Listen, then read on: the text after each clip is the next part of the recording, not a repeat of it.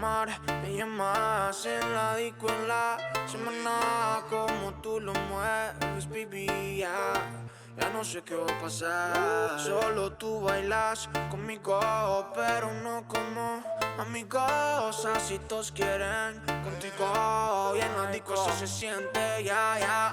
Caliente, caliente, callado que te voy a quemar. Bienvenidos. Welcome to another exciting episode of Blaxit to Panama, where we discuss all things Exodus from the U.S. for people that are looking for a change of life. I'm your host, Big Will, and this is a very special episode. We're going to discuss a holiday that just passed in Panama, Martyr's Day, as well as the residency celebration experience thrown by the Black Expats in Panama group and Charlotte Van Horn. So let's go ahead and get right to it, fam.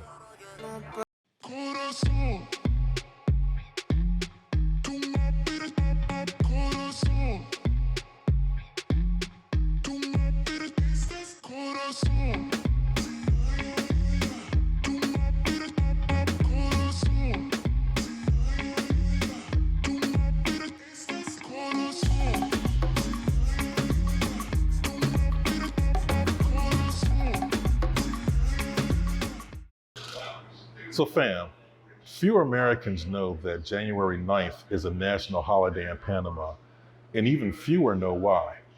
Martyr's Day, January 9th, is the day commemorating a massacre of 22 Panamanians by the United States in 1964. This event eventually led to Panama regaining control of the canal. So to get the best picture, we really need to go back to the 1850s to discuss the United States' early preoccupation with Panama. This is the time period when Americans were heading for the California gold fields, the gold rush.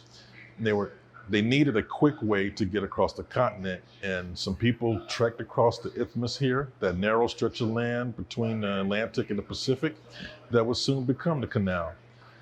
As soon as they saw it, they knew they had to have it. Soon afterwards, New York investors were building a lucrative railroad to accommodate the travelers going back and forth. In 1880, President Rutherford Hayes declared his open intention to build a canal under American control. The United States helped militarily in Panama a dozen times during the second half of the 19th century. All of this leading up to President Theodore Roosevelt's support for an uprising that gave Panama independence from Colombia in 1903. You know how we do. We're gonna support you because we need you, and then we're gonna drop you. Anyway, after we helped Panama get independence from Colombia, the Americans used this leverage to force a treaty that gave the United States control of the canal zone in perpetuity. Y'all, that means forever. Anyway, sovereignty over the zone remained a hot topic of debate for decades after the United States finished building the canal. And I think that was 1914. Protest in 1955 prompted Dwight Eisenhower to make minor concessions to the Panamanians, but he would not let go of that perpetuity provision of the original treaty. So, more anger, more hot debates. After more demonstrations in the late 1950s, the United States allowed the Panamanians to fly their flag at one location in the zone. Man, that was so nice of us. Thank you for letting us fly our flag on our land. President John F. Kennedy, eager to improve U.S. relations with Latin America, finally agreed to sit down and talk with the Panamanians. Kennedy declared that the U.S. and the Panamanian flags should be flown together at all non-military sites.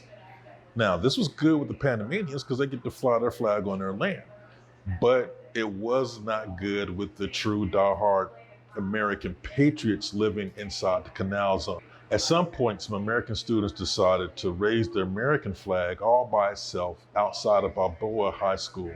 This happened on January 7th, 1964. The teenagers guarded the flag for 2 days before a group of about 200 Panamanian students marched from nearby Panama City intent on raising their own flag in accordance with what President Kennedy has said. Of course, a fight broke out between the Americans and the Panamanians, and the rest is history. Thousands of angry Panamanian citizens took to the streets. They forced their way into Canal Zone.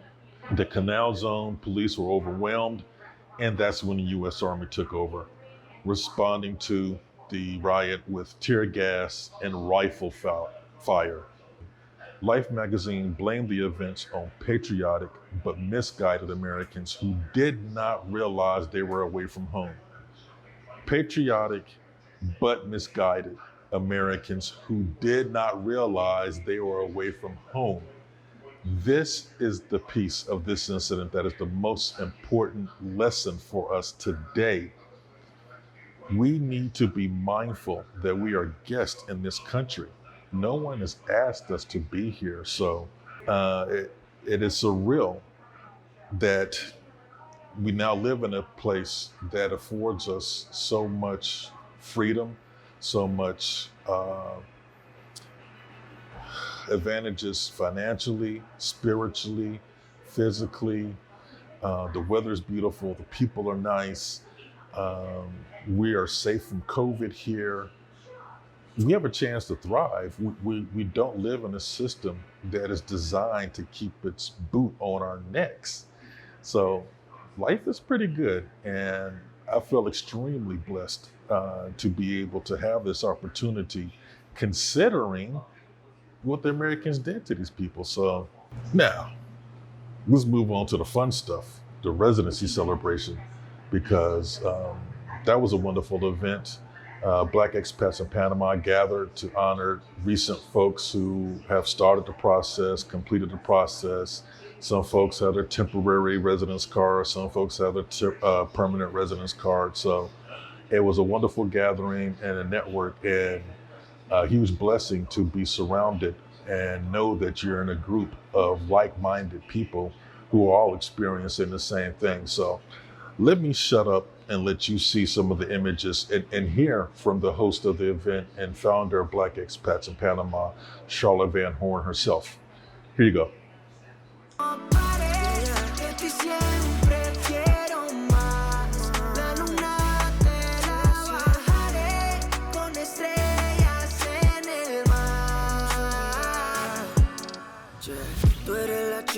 Que mueve el movimiento, eso significa que tu cuerpo también. Me han contado que a ti te gusta lento, o si el proceso, me imagino lo otro también.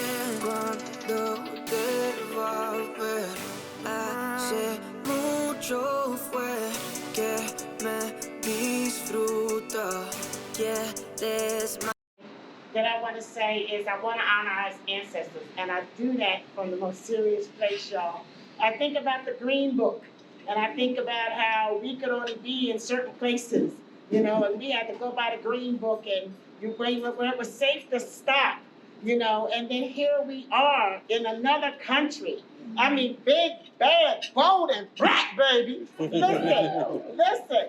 We are here in a country that we don't even speak the language, the most of us.